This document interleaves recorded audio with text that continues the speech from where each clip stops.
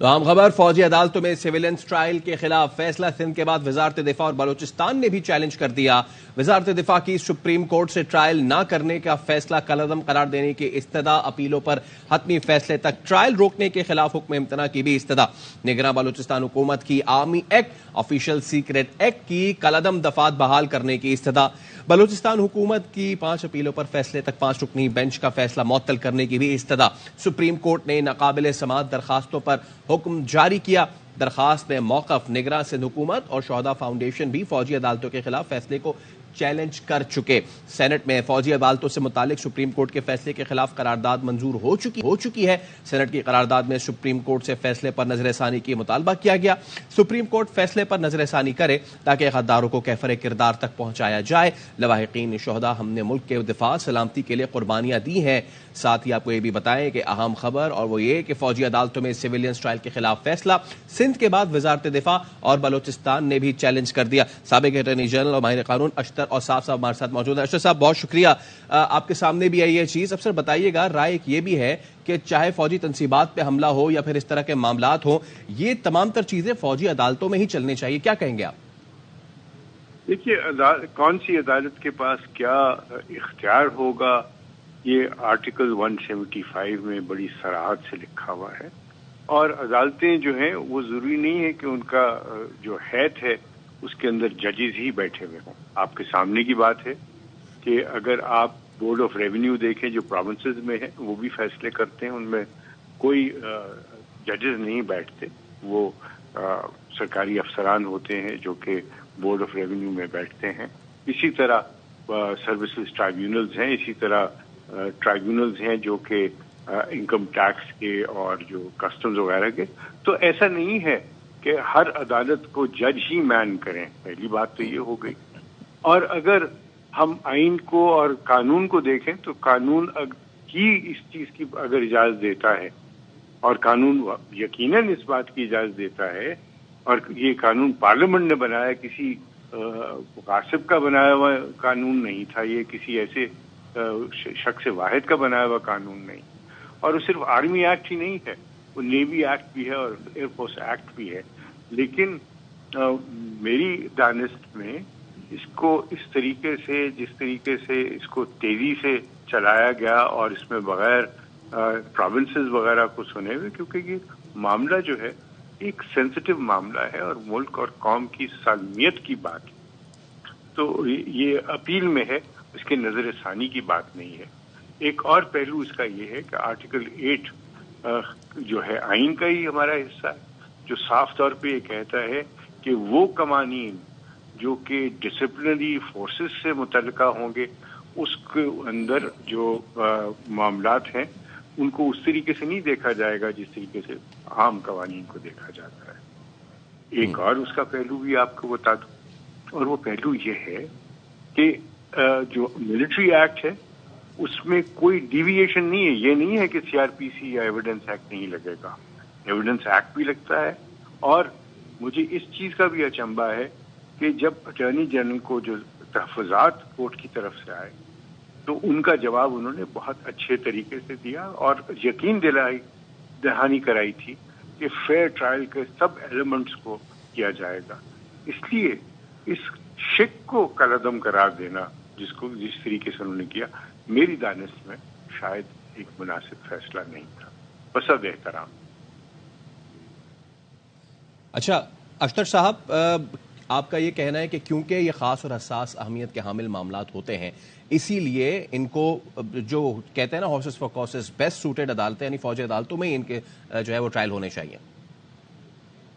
جی ہاں، اب سوال بالکل ہر ایک کے ذہن میں آتا ہے کہ یہ عدالتیں جو ہیں یہ کیوں بہتر سوٹڈ ہیں۔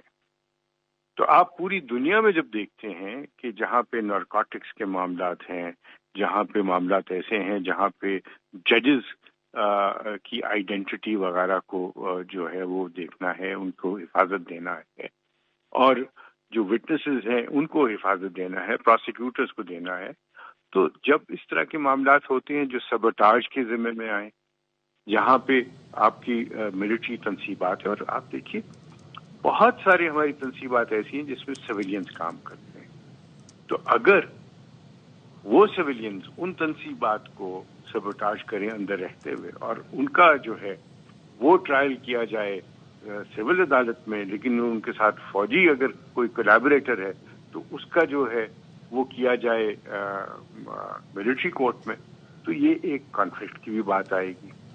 और ये एक हकीकत है, जिस हकीकत से हम आंखें बंद नहीं कर सकते, पहलू नहीं छुपाना चाहिए हमें, बिल्कुल नहीं, हमने कोई किसी जोन में नहीं रहना चाहिए। वाकई हमारा जो जुडिशल सिस्टम है बहुत कमजोर है, और वो मैं नहीं कह रहा, अदालतें कह रही हैं। सुप्रीम कोर्ट ने बारहा ये ऐसी बातें की। सुप्रीम कोर्ट में भी कुछ ऐसे मामलात आए जहां पे लोगों को बरी कर दिया गया था, और उन लोगों को बरी कर दिया गया था जो कि फांसी लग चुके थे। जब इस तरह की सिचुएशन हो तो फिर आपको ऐसी ही अदालतों के ऊपर इंहिसार करना पड़ता है। याद रखिए, कत्ल की सजा जो है वो मौत की सजा मिलती है, लेकिन आप कत्ल की सजा जब देते हैं मौत, तो उससे कत्ल होने कम तो नहीं हो गए। ये जो सजा सूरत से दी जाए, तेजी से दी जाए, और उसके अंदर उसको एक्सिक्यूट करने का भी सारा मामला हो, तभी वो जराइम की बेखनी करने के लिए और उनको रोकने के लिए ममदू होता है। वरना आपने देख लिया हमारा सिस्टम जो है वो कोलैप्स करता चला जा रहा है। इसको स्ट्रेंथन करने की जरूरत है। जब तक ये स्ट्रेंथन नहीं होता, मेरे ख्याल में पार्लियामेंट ही बेस्ट इदारा है कि वो बताए कि कौन से मामला जो हैं वो कहाँ जाने चाहिए। कोर्ट्स को उसमें इंटरफेयर नहीं करना चाहिए। ठीक है, हमारे साथ ही रहिएगा। माहिर कानून हाफिज एहसान साहब हमारे साथ मौजूद है। हाफिज साहब, सिंध और वफाक के बाद बलूचिस्तान हुकूमत ने भी फौजी अदालतों में सिविलियंस का ट्रायल कलअदम करार देने का फैसला चैलेंज कर दिया है। कैसे देखते हैं इस इशू को आप? बिस्मिल्लाहिर्रहमानिर्रहीम। आपका बहुत शुक्रिया। टेररिज्म का जो इशू है वो फेडरल गवर्नमेंट का सिर्फ नहीं है, ये पाकिस्तान के हर प्रोविंस का इशू है। ये गिलगित बल्तिस्तान का भी इशू है, ये कश्मीर का भी इशू है, ये हमारे बलूचिस्तान, सिंध, KPK और पंजाब का इशू है।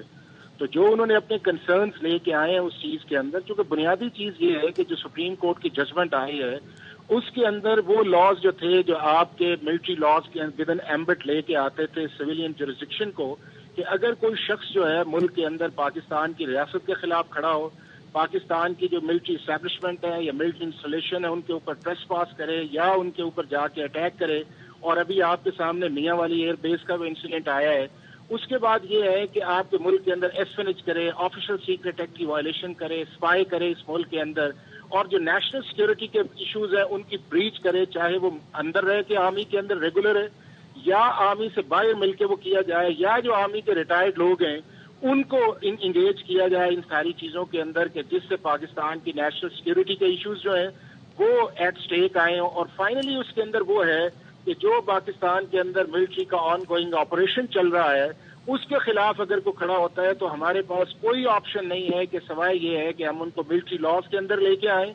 और उसके बाद जो मिलिट्री लॉज के अंदर एक 1967 से लेके जो लॉ के अंदर अमेंडमेंट आई थी, और दुनिया के 36 ममालिक के अंदर मिलिट्री कोर्ट्स भी हैं, दुनिया के हर मुल्क के अंदर जो है वो आपके मिलिट्री लॉज हैं, और दुनिया के किसी के अंदर ऐसा कानून नहीं है कि अगर आप मिलिट्री इंस्टॉलेशन के ऊपर आप अटैक करें और ट्रेस पास करें और आप ये कहें कि हमारा ट्रायल जो है वो रेगुलर क्रिमिनल कोर्ट्स के अंदर आना चाहिए। There is no one example all over the world जी। तो उस कॉन्टेक्स्ट के अंदर जब सुप्रीम कोर्ट की एक जजमेंट आई है, और वो एक 48 साल की एक एस्टैब्लिश प्रैक्टिस थी सुप्रीम कोर्ट की, जिसने उन जजमेंट्स को वैलिडेट भी रखा, उसके अंदर कहा गया कि ड्यू प्रोसेस ऑफ लॉ जो है उसकी भी वायलेशन नहीं है, स्पेसिफिक लेजिस्लेशन भी हो सकती है, आर्टिकल 25 पे उसकी वायलेशन नहीं है। और उसके बाद 3 मेंबर्स से लेके 5 मेंबर्स से लेके 7 मेंबर्स बेंच तक जो है, और आपके मुल्क के 4 चीफ जस्टिस ये फैसला कर चुके हैं कि ये अमेंडमेंट्स जो है not contrary to the law and constitution है। और स्पेशली ये है कि ये जो अमेंडमेंट्स या ये लॉज है आपका पाकिस्तान आर्मी एक्ट 1952 या 1953 का आपका एयरफोर्स का है, 1961 का आपका नेवी ऑर्डिनेंस है, इसको आर्टिकल 8 के नीचे जो है कॉन्स्टिट्यूशन के अंदर फ्रेमर्स ऑफ द कॉन्स्टिट्यूशन ने प्रोटेक्शन दी हुई है, आर्टिकल सब 3 के अंदर और शेड्यूल 1 के अंदर इसको डाला हुआ है। तो जब इस कॉन्टेक्स्ट के अंदर जजमेंट आई है तो उससे डेफिनेटली जो है पाकिस्तान के अंदर एक कॉन्स्टिट्यूशनल डेविएशन भी इंटरप्रिटेशन की जो 48 साल से है, और पाकिस्तान के अंदर पहली दफा जो आर्टिकल 8 के नीचे आपने एक्सेप्शंस प्रोवाइड की हुई हैं کہ آپ ان لاز کو جو ہے ملٹری یا لینڈ ریفارمز ان کو on the touch stone of fundamental right جو ہے وہ ultra vires of the constitution نہیں کر سکتے. یہ پاکستان کے اندر پہلی دفعہ آیا ہے, تو اس چیز کے اندر ایک لیگل ویکیوم تو آیا ہے, اور اس ویکیوم کے لیے سارے کنسرنز ہیں. ٹھیک ہے حافظ صاحب, پچھلے دنوں شہدائے پاکستان کے اہل خانہ نے نہ صرف درخواست بھی دائر کر دی تھی بلکہ ایک بڑی جذباتی پریس کانفرنس بھی کی تھی, اور اس میں بھی یہی مطالبات سامنے رکھے گئے تھے. خاص طور پہ ایک چیز جو بڑی اہم تھی کہ اگر اس طرح کی چیزیں ہوتی ہیں اور اگر ٹرائل نہیں ہوتا تو دہشت گرد بھی چھوٹنے کا خطرہ ہے. اچھا, محمود مولوی صاحب سابق رکن قومی اسمبلی ہمارے ساتھ موجود ہیں. محمود صاحب, یہ سوال بھی میں آپ کی جانب تھرو ضرور کروں گا, لیکن اس سے پہلے میں جاننا چاہوں گا آپ کی رائے. جو بلوچستان حکومت نے بھی اب سندھ اور وفاق کے بعد فوجی عدالتوں میں سیولنس کا ٹرائل کالعدم قرار دینے کا فیصلہ چیلنج کر دیا, کیسے دیکھتے ہیں اس کو آپ؟ دیکھیں, اس کو یہ بڑی خوشائن بات ہے, اور میں اس کے اوپر یہ کہوں گا, ایک طرف ہم کہتے ہیں کہ اسمبلیز کی اور پارلیمنٹرینز کی عزت ہونی چاہیے. جب ہم نے اسمبلی میں بیٹھ کے, میں خود اس اسمبلی میں تھا, ہم نے یہ چیز کو پاس کیا, اس کے بعد آج سینٹ بھی کہہ رہا ہے پاس کہ یہ ہونے چاہیے. تو میرا صرف ریکویسٹ یہ ہے چیف جسٹس صاحب سے کہ اس کو ریویو میں دیکھیں, ہم اس کو ایگو ایشو نہ بنائیں. یہ آج ضرورت وقت ہے, اور اگر ہم اس کو اس وقت نہیں کریں گے تو ہم جو ٹیررسٹ کو جو ہے یہ موقع دیں گے کہ وہ مزید ٹیررزم کرے. اس کی وجہ یہ کہ ان کو معلوم ہو جائے گا کہ جی اس کے جو ہے سول کورٹس میں جائیں گے, it will take a long time. تو ان چیزوں کو مد نظر رکھتے ہوئے دیکھیں نا, آپ ان شہداء کی بات کریں. میں آپ کو بتاؤں نا, پی ایف بیس کراچی کے اوپر حملہ ہوا تھا, وہ بچوں کے اوپر ہوا تھا کے پی کے میں. کیا ان کے ماں باپ کے دل سے سوچے اگر ان مجرموں کا ٹرائل جو ہے سالوں لگ جائے اور اس کے بعد ان کو چھوڑ دیا جائے یا ان کو ریلیف مل جایا کرے گا جی 10 سال کے بعد تک جو ہے. دیکھیں, بدقسمتی یہ ہے کہ ہمارے یہاں جو ہے قانون بعض جگہوں پہ اتنا سلو ہوتا ہے کہ جو ہے جو مجرم جو ہے وہ بہت آرام سے گزارنا ہوتا ہے. ایسے مجرموں کو فوراً سزا دینی چاہیے, فوری طور پر سزا ملنی چاہیے. اسی لیے ملٹری کورٹس کی بات ہو رہی ہے. دیکھیں, جس وقت ہمارے جو نارمل کورٹس ہیں وہ اس میں اپوزیشن پہ پہنچ جائے کہ جی ٹرائل جو ہے مہینوں میں کمپلیٹ ہو جائے اور فیصلے ہوتے رہے, میں بھی 5 سال بعد 10 سال بعد یہ ملک میں بہتری آئے گی, تو دین دے کین چینج اٹ, اس کے بعد اس کو چینج کر دیں. مگر اس وقت جو ہے ضرورت وقت ہے, اور ضرورت وقت کے اوپر اگر یہ چیزیں نہیں ہوئی تو یہ ملک تباہی کی طرف جائے گا. میں پہلے بھی ریکویسٹ کر چکا ہوں, خدا رہا جو ہے ہم سب نے اس کو اپروو کیا ہے.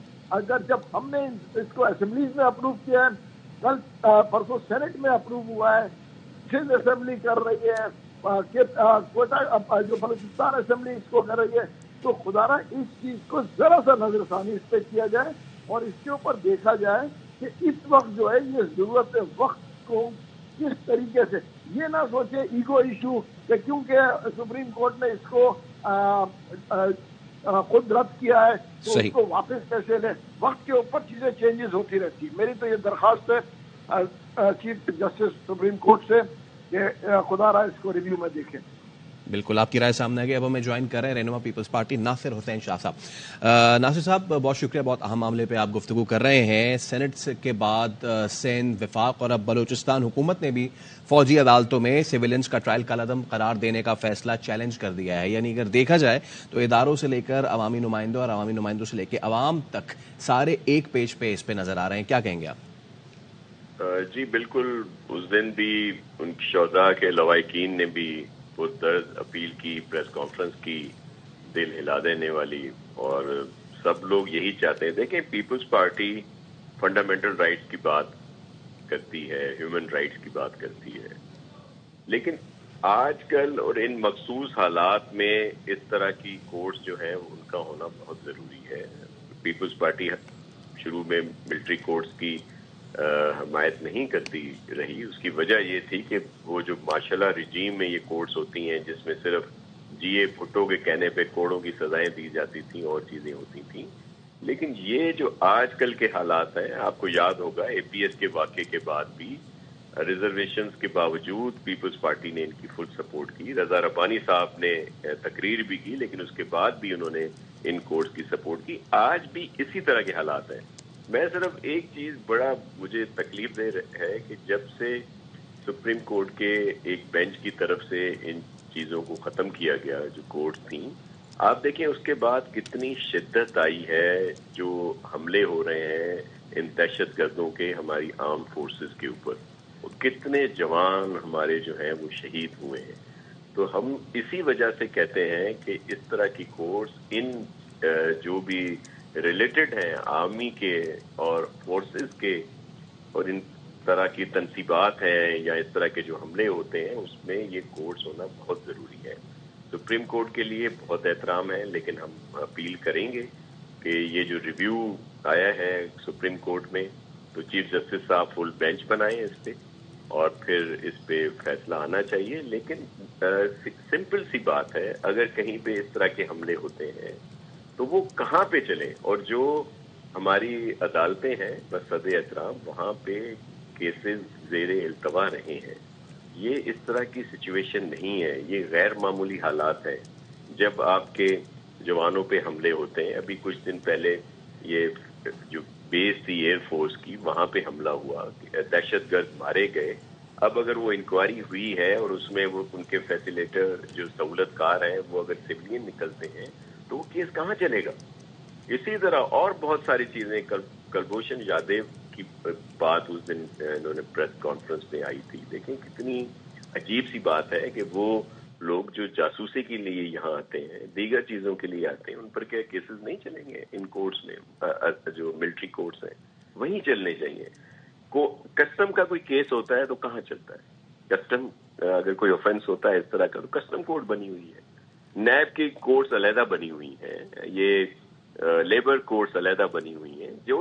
جس کا آفینس ہوتا ہے تو یہ فورسز کے اگینسٹ جو بھی چیز ہوتی ہے وہ وہیں پہ جانی چاہیے. یہ میرا ایک رائے ہے اور ریکویسٹ ہے، اور ہم انسانی حقوق کی بات کرتے ہیں، پیپلز پارٹی دائی ہے اس کی، اور ہم لوگ چاہتے ہیں کہ کسی کے ساتھ زیادتی نہ ہو. لیکن یہ جو حالات ہیں جس میں آئے دن ہم دیکھ رہے ہیں کہ دہشت گرد صرف ٹارگٹ کر رہے ہیں ہماری آرم فورسز کو یا ہماری جو بھی انسٹالیشنز ہیں حساس قسم کی، تو پھر وہ کیسز کہاں جائیں جہاں فوری اسی حوالے سے ناصر صاحب قطع کلامی کی معذرت، اسی حوالے سے آپ سے اگر یہ میں سوال کروں، آپ کو یاد بھی ہوگا پچھلے دنوں شہدائے پاکستان کے اہل خانہ نے درخواست بھی دائر کی، انہوں نے بڑی جذباتی پریس کانفرنس بھی کی، کسی کا بچہ تھا، کسی کے والد تھے شہید کے، اور وہ سب یہی مطالبات کر رہے تھے.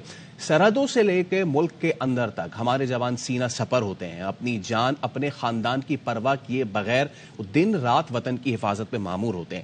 لیکن ان کو تو یہ معلوم ہونا چاہیے نا کہ اگر 9 مئی جیسے واقعات ہوتے ہیں تو ان کے پیچھے کار فرما جو پرپریٹرز ہیں فوری ان کو کیفر کردار تک پہنچانا جانا چاہیے. جی بالکل ایسا ہی ہونا چاہیے. دیکھیں یہ وہ لوگ ہیں، وہ شہید ہیں جنہوں نے اپنے بچوں کو یتیم کیا ہمارے بچوں کو سکھی رہنے کے لیے. کسی کی بیوہ ماں ہے، کسی کی بیوہ بیوی ہے، کسی کی بہن ہے، اور اس طرح کے ان کے بچے ہیں، انہوں نے ان کو چھوڑا، قربانیاں دیں، اور آج ہم ان کے خلاف سوشل میڈیا پہ اور دیگر چیزوں پہ اس طرح کی بات کریں صرف ایک مخصوص ٹولے کی طرف سے یا کوئی، یہ بڑی دکھی بات ہوتی ہے. تو ہم تو چاہتے ہیں کہ اس طرح کے جو بھی کیسز ہوں جو تنصیبات پر حملے کے ہیں یا ہمارے شہداء کی جو یادگاریں تھیں یا ان کی نشانیاں تھیں جو ان کی توہین ہوئی. دیکھیں ایک چیز واضح ہونی چاہیے کہ جو منصوبہ ساز تھے، مثال کے طور پر اگر آپ 9 مئی کے واقعے کو لیتے ہیں تو وہ جو ایک منصوبہ ساز تھے یا جنہوں نے ذہن سازی کی، ہمارے جو بھی لوگ ہوتے ہیں موب میں، بہت سارے لوگ جو ہیں ایک موب مینٹلٹی اور بھی ہوتی ہے، ہلہ شیری دیگر اس میں چلے جاتے ہیں، جی روڈ بلاک کرنا ہے، جی احتجاج کرنا ہے. لیکن اس میں وہ جو مخصوص ٹولہ ہے جس کی اب سارے ایویڈنس بھی ہیں، ساری چیزیں ہیں، اور جنہوں نے ان لوگوں کی ذہن سازی کی، ان کے ذہنوں میں نفرت بوئی اور اس طرح کی شدت پسندی پہ ان کو لائے، ان کو تو بالکل اسپیئر نہیں ہونا چاہیے، ان کو سخت سزائیں دینی چاہیے، ان کے کیس وہاں پہ جائیں. لیکن جو اگر موب میں وہ اللہ شیری میں چلا گیا، کچھ خواتین ہیں، کچھ بزرگ ہیں، کچھ بچے ہیں یا کچھ جوان ہیں، ان کا علیحدہ سے کیس ٹو کیس فائنل کیا جائے اور ان کو ٹوکن سزائیں ضرور ملیں. لیکن منصوبہ سازوں کو اور جو وہاں پہ اس طرح کے اس میں گئے اور جنہوں نے یہ حرکت کی جا کے اور دوسروں کو اکسایا، उनको बिल्कुल स्पेयर नहीं करना चाहिए और उनके जो केसेस हैं वो इन्हीं अदालतों में चलने चाहिए जो मिलिट्री कोर्ट्स हैं। और नासिर साहब, इसी चीज़ को अगर थोड़ा और कंटिन्यू करें, आपको पता है कि फ़ौज में गिलगित से लेके कराची तक जो बच्चे हैं वो अफवाज में भर्ती होते हैं, ख़ानदान का, पूरे मुल्क का फ़ख्र होते हैं, लेकिन जब इस तरह के वाक़यात होंगे तो आपको नहीं लगता कि अब मोराल डाउन होगा, अहले खाना क्या सोचेंगे? जी बिल्कुल, आपने ये तो प्रेस कॉन्फ्रेंस हुई, इससे पहले बहुत सारे प्रोग्राम हुए हैं जो हमने खुद भी अटेंड किए हैं, आपकी नेशनल मीडिया पे हैं।